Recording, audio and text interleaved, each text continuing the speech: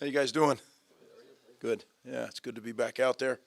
Um, some stuff for you. It was good to get back on the field. It's always a sobering, humbling experience the first time you go out with your new team.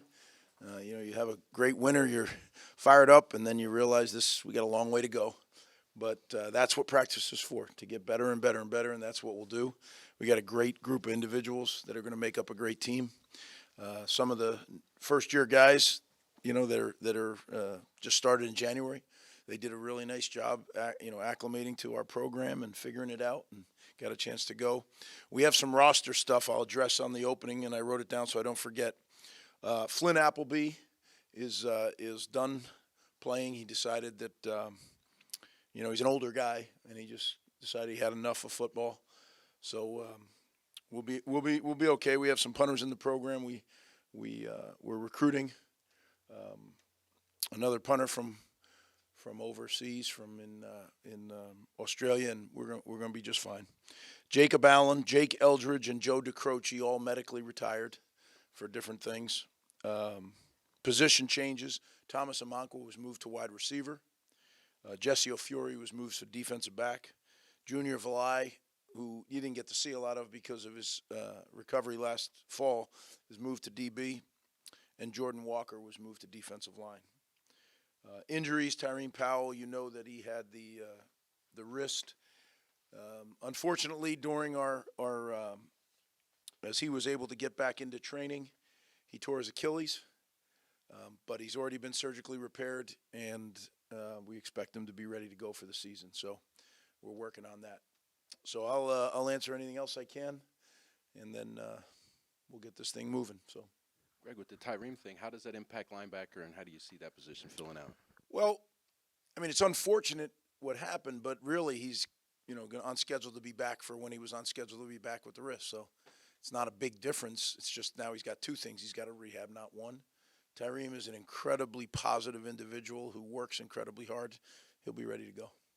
On the similar front, guys that had season-ending injuries, Chris Long and Tyler Needham are two guys that come to mind. Are they full go in spring? Full go, yeah. And different topic, you guys obviously brought in a transfer quarterback in Ethan Calicanis. One, why bring in a transfer quarterback? Two, why was Ethan the right guy? And how do you see the battle kind of shaking out? Well, we felt we needed to strengthen our performance at the position, and whether it's with Gavin, who played all of last season, brought in someone that we thought could help strengthen it. We also brought in, we have Johnny Shepard in the program, and we have a freshman that is starting now. A.J.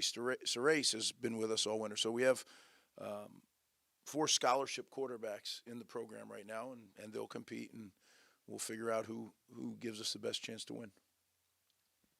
In terms of quarterbacks, 4 scholarship quarterbacks is a little unique. What's the plan in the spring in terms of splitting up reps? How do you navigate the competition early on? I mean, it's unique in this day and age because of the transfer portal, but forever you actually used to have 5 quarterbacks on scholarship if you were fortunate enough to. So that's not an issue. We 2-spot a lot of drills, which means you have 2 full drills, O versus D, going at the same time. So there's plenty of reps. Just obviously have a couple of new coaches on the defensive staff, and Julian and Colin. I guess what made those guys the right coaches to add? And then how do you kind of determine the coaching structure and how to allocate those resources? So having a defensive ends coach and foregoing a full-time dedicated linebackers coach, I guess what's that decision process? Yeah, that's a great question. First off, Julian and Colin are excellent coaches. It's weird, right? Because I see you guys now, and it's the first time, but I've been working with them for months. So it seems odd for me to answer this at this time, but really excellent coaches that really fit into our staff, the chemistry, their teaching ability, their backgrounds are all very good fits. Now, that's not by accident. Coach Harasimiak and I spent a lot of time. We are really, really particular about our hiring process. Now, are we perfect? No. We've made mistakes. But we really, really work hard to make sure that it's a fit with our organization in every way. Culturally, technique-wise, scheme-wise. These 2 guys are really good. Now, how do you allocate the resources? That's a great question, because we didn't operate the way we are now. We didn't have a defensive ends coach and a defensive line coach. It's just when you look at your staff, and I deal with the coordinators, we sit and we talk and we say, what's the best way to utilize the resources that we have? And where do we really feel like we can make an advancement And, the old days of saying, this staff's going to be together for 20 years, that doesn't happen anymore. So you literally try to build it each year to make it the best it can be. And then, if you hire the right people, they're going to get hired away, whether it's for head jobs or coordinator jobs. I stopped worrying about that years ago, trying to have the best outfit we can put together for 2024. Greg, a little bit of a unique one here. I don't know if you saw the news this morning, but the NFL proposed a change to the kickoffs. You've been a big proponent about changing kickoffs in the past. Any thoughts on that? I saw what the change was supposed to be, right, where the kickoff is back, but the line moves up and it decreases. I think it's a good thing to decrease the high-speed collisions. Obviously, we have the most personal of it in Eric, right, and that's why I proposed something different years ago. I still think that's a viable solution. I hope that this works. I understand why people want this because they want to keep the play, and they're trying to take a play that inherently is more risky than any other play in football because of the high-speed collision that occurs, and they're trying to take the high speed out of it by putting the players closer together. There's always things that come about. When you make such a substantial rule change, there's always things that come about, and it's going to be interesting to see. And I'm sure college football will be looking at it closely. And, what happened in the National Football League, by changing the rule last year, they kicked the ball, and most of them were touchbacks, right? So it went from, I don't know if the stats exactly, but became a 20% return, which that's not what they were looking for. So this is an attempt to get that play back into the game. I hope it works. We just got to keep tinkering with it, but we got to make the game. It's a violent, tough game for tough people, but you got to make it as safe as you can. You had two former players now on the coaching staff who made some moves this offseason. Scott Vallone, tight end, now David Rowe, quality control. To have former players come in and now coach, what does that mean for you on a personal level, but also they understand the system, they understand what you're trying to do? Yeah, more importantly than the system, they understand our culture. Systems change, details change, but the culture is not going to change. That's who we are. That's how we operate. And Scott has earned his way, right? Scott stepped away. He was at Fordham, and he was in a leadership role. And he stepped away 4 years ago when we came back and sacrificed for our program.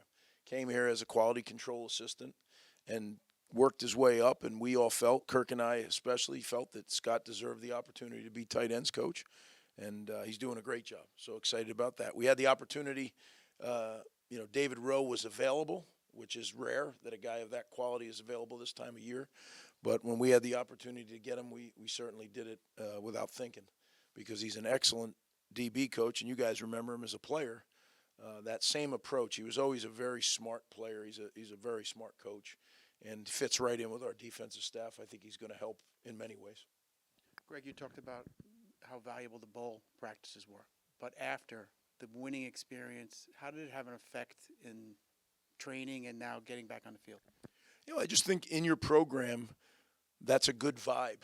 Coming off a bowl victory in a local game where there was a lot of coverage, I think everybody feels good about it. But we were very clear at the beginning. We didn't come here to go to to go to a bowl game and win the bowl game. We came here to win championships, and it's definitely going to a bowl game and winning a bowl game is a step on that journey. But there's absolutely no satisfaction or anybody feeling like, oh, we achieved something. It was a momentary, as I said, it was an exit.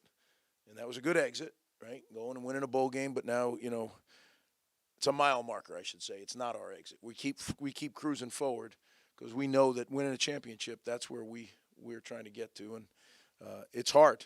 We're in I believe, the finest league in the country. It's going to be very hard, but we have to be really, I just got done telling the team, if you want to do something really special, you got to do something really special.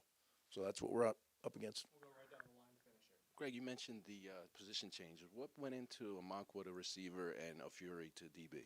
Just thought it gives us the best chance to put together our 24 team. Yeah, they're multi-talented. They can play on either side of the ball, and you're always fidgeting, kind of tweaking your own squad, and that's all it is. What are the things about Ethan that stood out to you when you were recruiting him, and what does he add to the quarterback room? Well, Kirk obviously has experience with him from the University of Minnesota, so we knew him. We knew the competitor he is. We knew, he has a background in this system, and it was a guy that we believe in, and it gives us a chance to create competition, and hopefully the cream will rise to the top, and we'll have better quarterback play in 24 than we did in 23. As we haven't talked to you since you got a lot of these guys back, experienced veteran guys. One, how important was NIL in retaining a lot of these guys, and just what's your overall reaction to having veteran guys back to help this team? Yeah, when you start looking at guys, I always look at cumulative repetitions. So I start looking at guys, and guys got 1,800 reps in our program. He's got 1,300 reps, game reps. That's substantial. Been there, done that is real. Keeping them together was very important, not only for those repetitions, but for the leadership they provide. When a guy is in your program for 4 or 5 years, he certainly has made it there because he's a believer in the culture, and now he can be a cultural proponent. He'll teach the young guys. He'll really grow the culture. That's the single most important thing. They'll play, and they'll play well because they're good football players, but what they can do to help build and grow the program is critical. It's hard in this day and age, right? Everybody's moving everywhere. We're very fortunate that we have a group of guys that's committed to this program, to this family, and certainly could have made more money elsewhere. And we work our tail off to get them as much as we possibly can, but it is a battle, and one that, if it's in your heart to do it, we need the help, because that's real. That's the landscape that we are a part of now. And as I've expressed publicly, I hope that we can get this thing figured out and get our arms around it as a institution of college football. But until we do, this is the world we're in, and you either adapt or you lose. And we don't plan on losing, so we have to adapt. Just what's your assessment of who you have at tight end, and how do you kind of see that battle playing out with the guys that you have at that position? Yeah, it's a really good battle, right? I mean, between Kenny and Mike and Victor, and then we have all the young guys. I think there's talent at the position. What we need to do is develop it, and Coach Fallone's new at the position as well, right? So I'm excited to see them develop, but we need to develop. And it reminds me, I want to wish Coach Orrick good luck, right? He got just an unbelievable opportunity to be the head coach at Harvard, and we're excited for him, and we're certainly rooting hard for him. Sinjin Erkson, who was on our staff, went with Andy to Harvard, so we wish him the best as well. All right, thank you, guys. Appreciate you covering us.